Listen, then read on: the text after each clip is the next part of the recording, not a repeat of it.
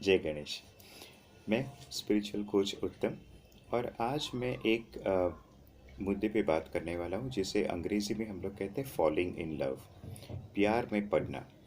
ध्यान से सुनिएगा, ये जो वर्ड्स हैं फॉलिंग इन लव या प्यार में पड़ना, तो इसके बारे में हम चर्चा करेंगे। प्यार में हमेशा उठना चाहिए, गिरना नहीं चाहिए। किस तरीके से प्यार में पड़ना, ये जो शब्द है, किस तरीके से हम लोग उसका इस्तेमाल करते हैं, क्या समझना है हमें इसके बारे में। तो चलिए, ये जो है फॉलिंग इन लव जो कॉन्सेप्ट है, इसको हम लोग डिटेल्स में समझने की कोशिश करते हैं। इसके बाद आप खुद समझ पाएंगे कि क्यों फॉलिंग इन लव जो है वो उसकी बिल्कुल ही आवश्यकता नहीं है। हमें तो राइज इन लव करना है, जो हम लोग नेक्स्ट वीडियो में देखेंगे। तो चलिए हम लोग शुरुआत करते हैं आज के टॉपिक के डिस्कशन की, फॉलिंग इन लव या प्यार में पड़ना। सबसे पहले तो जब हम लोग कहते हैं कि ये प्यार में पड़ गया, तो उसका पहला जो एक लक्षण है या एक एलिमेंट है वो ये है कि ये जो बाहरी सुंदरता है उसको लेके हम उस पे ही टिके रहते हैं। जब कोई हम लोग कहते हैं फॉलिंग इन लव, तो हम लोग किसी के प्रति शारीरिक रूप से आकर्षित हो जाते हैं और यही फिर बन जाता है फॉलिंग इन लव। दूसरा ये है कि ये जो फॉलिंग इन लव जो है वो बहुत ही लिमिटेड है और जब तक ये शरीर की सुंदरता है तब तक ये प्यार बना रहता है। जब शरीर की सुंदरता नहीं रहती है तो फिर ये जो प्यार है, फॉलिंग इन लव जो कॉन्सेप्ट है, वो भी नहीं रहता। एक हिंदी फिल्म आई थी कुछ साल पहले, देवदास, जिसमें ऐश्वर्या राय जी जो थी वो माधुरी को कहती है कि जब तक आपकी सुंदरता है तब तक आपके पीछे देवदास रहेंगे और उसके बाद नहीं रहेंगे। तो शायद ये कॉन्सेप्ट वो बहुत अच्छी तरीके से संजय लीला भंसाली ने फिल्म में दिखाया था। उसके बाद ये ध्यान रखना है कि जो फॉलिंग इन लव कॉन्सेप्ट है इसमें इम्पल्सिवनेस आ जाती है। इम्पल्सिवनेस यानी कि क्षण क्षण में कुछ काम करना, कुछ सोचना, कुछ क्रिया करना, और जिसके बारे में हम लोग लंबा सोचते नहीं हैं, तो उसको हम लोग इम्पल्सिव बिहेवियर कहते हैं। तो फॉलिंग इन लव में भी ये इम्पल्सिव बिहेवियर आ जाता है। उसके बाद उसकी दूसरी जो नेक्स्ट एलिमेंट है या उसका जो और एक अंश है वो है अनथिंकिंग। यहाँ पे क्या होता है कि जब हम लोग प्रेम में पड़ जाते हैं तो हमारी सोचने की जो शक्ति है वो बिल्कुल ही गायब हो जाती है।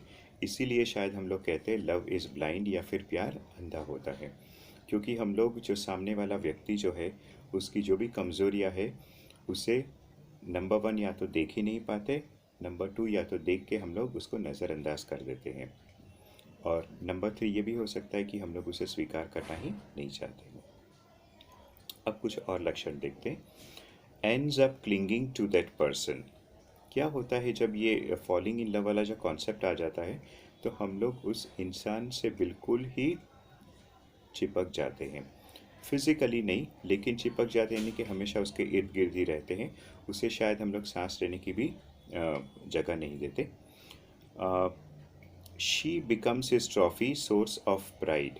अब जब भी एक लड़का कहता है कि I am fall in love with this girl, तो वो शायद वो लड़की उसके लिए एक ट्रॉफी बन जाती है, उसके लिए एक अभिमान का कारण बन जाती है। सारे लोगों को, अपने दोस्तों को कहता है कि देखो कितनी सुंदर लड़की है मेरी फ्रेंड, ठीक है। तो उसे एक दिखावटी एक तोहफे की तरह वो उसे जीवन में पेश करता है, अपने जीवन में।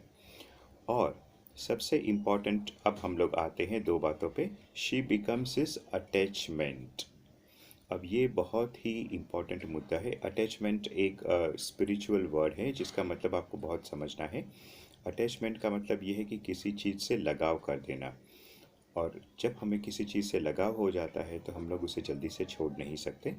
तो यहाँ पे ये जो लड़का है उसे उस लड़की से लगाव हो जाता है, जिसके कारण क्या होता है कि उसके मन में एंग्जाइटी यानी कि हमेशा एक चिंता बनी रहती है। इसके साथ साथ क्या होता है, और एक अनुभव का जन्म होता है, वो है जेलसी यानी कि ईर्ष्या। उसके बाद मिसट्रस्ट यानी कि शक करना।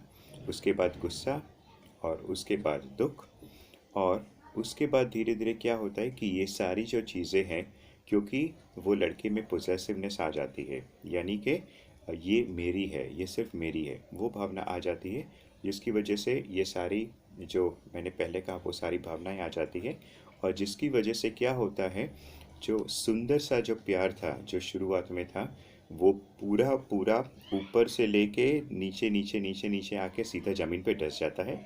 इसीलिए हम लोग इसे कहते हैं फॉलिंग इन लव। ठीक है।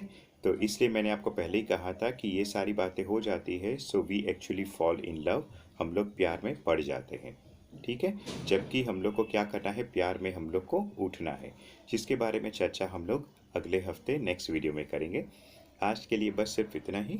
तो मैं अपने व्यूअर्स को यही कहना चाहूँगा कि हमेशा प्यार में उठने की कोशिश कीजिए, प्यार में गिरिए मत, क्योंकि आप गिरेंगे तो वहीं पे प्यार का अंत हो जाता है, प्यार की समाप्ति हो जाती है, प्यार की चिता जल जाती है और वो प्यार बिल्कुल ही जल के राख हो जाता है। नमस्कार।